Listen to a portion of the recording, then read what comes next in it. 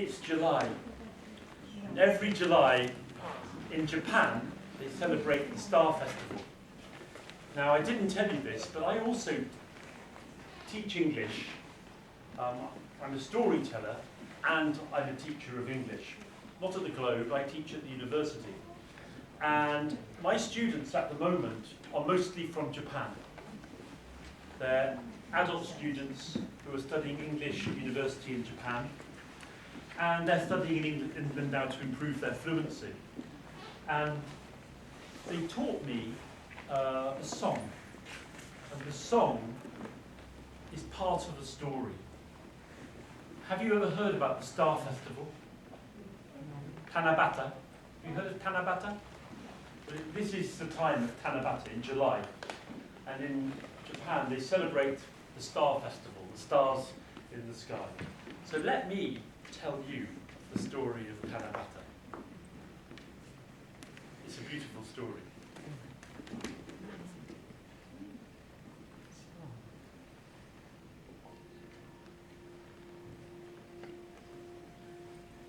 Sasa no ha sara sara no kiba ni yureru o hoshi sama kira kira kin gin sunago.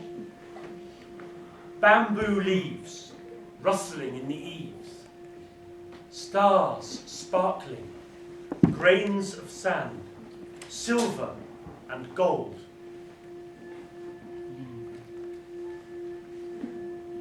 Long ago in the early times, Tente, the great celestial emperor, ruled all heavens and all worlds, and his daughter, Orihime, the weaver, she wove the clouds. She wove the clouds with the wind. And as she wove, she brought beauty into the world. But Orihime would go down to the earth below to bathe. And when she came to bathe, she played in the water, having removed her coat of feathers. How she loved the cool waters of the lake.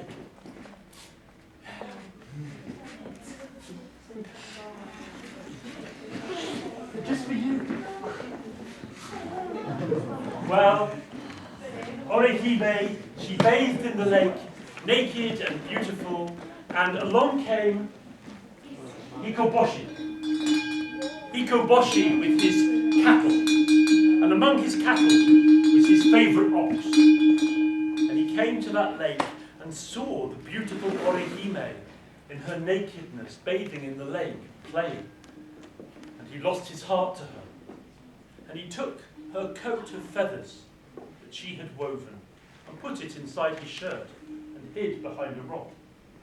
And when Orihime stepped out of the lake, she could not find her coat. She could not rise to the heavens to join her father Tente again. Hikoboshi came out from behind the rock. She was ashamed. You come with me now. Give me back my coat of colours. I know nothing of your coat of colours. Come with me now. And she had no choice. She went with Hikoboshi to his small home with his cattle. And there she wove inside her home, and there she cooked and cleaned. And every day Hikoboshi went with his cattle to graze them in the meadows. But one day, after a long time, as he was grazing the cattle, Orihime in the house, while she was cleaning, she saw colour in the rafters of the roof. And she climbed up, and among the rafters she found her coat of colours where he had hidden them. And she knew that her husband, for now they were married, had deceived her. And she put on her coat of colours and stepped into the sunlight and began to rise up towards the heavens. But at that moment, Hikoboshi returned with his cattle. Orihime, do not leave me. Husband, you deceived me. You tricked me. I must return to my father and weave the clouds. Orihime, I love you not a little. I love you greatly. Come back. No, husband, Hikoboshi, I cannot return. How can I join you in the stars? Husband, that can never be. And she disappeared between the clouds. Hikoboshi wept for the love of Orihime. But his favourite ox stepped up to him, and to his amazement, his ox spoke. To return, to reach Orihime in the heavens, you must weave 1,000 pairs of rice straw sandals. Well, immediately Hikoboshi set to work. He did not tend the cattle. Instead, he collected rice straw and began to weave sandals. 1, 2, 3. The time it took, it was hard for him. He was slow. And as he wove, he grew older, and the time passed. Soon he had reached halfway, 500, but on he wove, and now was growing old and bent, and his beard was long. But still he did not give up. He wished to meet Orihime once more. And as an old man, his task completed, he went to his favourite ox. Now what must I do? And the ox said, slaughter me. And where you spill the blood, plant a bamboo. And bury the 1,000 pairs of rice straw sandals around the bamboo, and the bamboo will grow. So with great sadness, Hikoboshi, he took a knife, and he slaughtered his favourite ox, and the blood was spilled. And there he planted a bamboo. And around the bamboo, he buried all of the rice straw sandals that he had woven. And with the skin of the ox, he made a coat. And as he climbed the bamboo grew. And as the bamboo grew, higher he rose towards the heavens, leaving behind the world below, till Hikoboshi had nearly reached the clouds above. But then the bamboo grew no more, because in his haste he had only woven 999 pairs of rice straw sandals. The last pair he had not made, and he could not reach the clouds. Orihime, I love you not a little, I love you greatly. And Orihime heard his cries, and she came between the clouds and looked down. Hikoboshi, I love you not a little, I love you greatly. And she reached down and pulled him up, and they were reunited in the heavens. But now, her father, Celestial Emperor Kente, came. Daughter, why do you bring a human to this place? He does not belong. Father, this is Hikoboshi, the cowherd. Let us be together. He is my husband.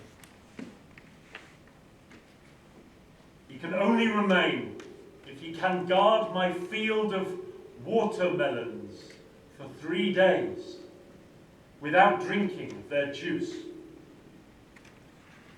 It seemed it would be easy. Hikoboshi sat in the field of watermelons, celestial watermelons, round, huge, fat and juicy. He sat and guarded those melons, but the sun blazed and his thirst grew. The second day he was gasping, something to drink, if only, parched throat. The third day, Hikoboshi could endure it no longer. He took the biggest, roundest watermelon and broke it open. And out of the watermelon flowed all of the stars of the Milky Way. In Japan, they call it a river, Amanagawa. Can you say that? Amanagawa. The river of stars.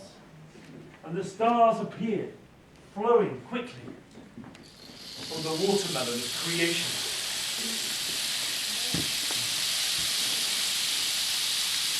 As a Managawa flowed, the two lovers, Orihime and Hikoboshi, were separated.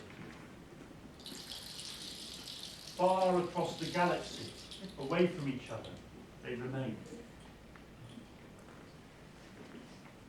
Hikoboshi, he became a cowherd star, Altair. Orihime became the weaver star, Vega. The two stars separated by the Milky Way and Managawa. Oh, their hearts were full of sadness. They could not be together. Father, said Orihime, Tente, let us be together. Daughter, on one night every year in July, you can be reunited. If the skies are clear. And up flew from below, from the earth below, all of the magpies and crows. They flew up to the heavens and opened their wings, and across the Milky Way, across that bridge of feathered wings, stepped the two lovers. And they were reunited. On one night every year, they are together, unless it rains, and then they must wait to the following year. And on that night in July, all of the people of Japan, they write wishes. And they tie their wishes to bamboo, hoping that those wishes will come true.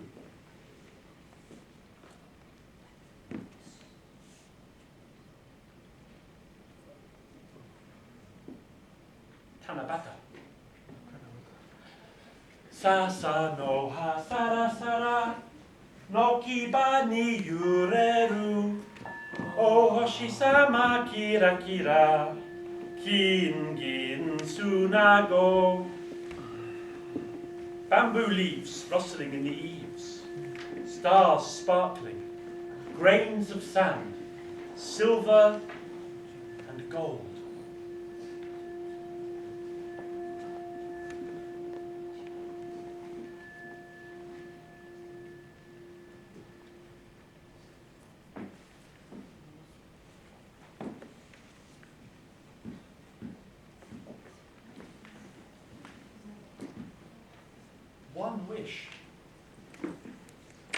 One wish for you, one wish for the world. If you could make one wish for Tanabata this July, what would your wish be?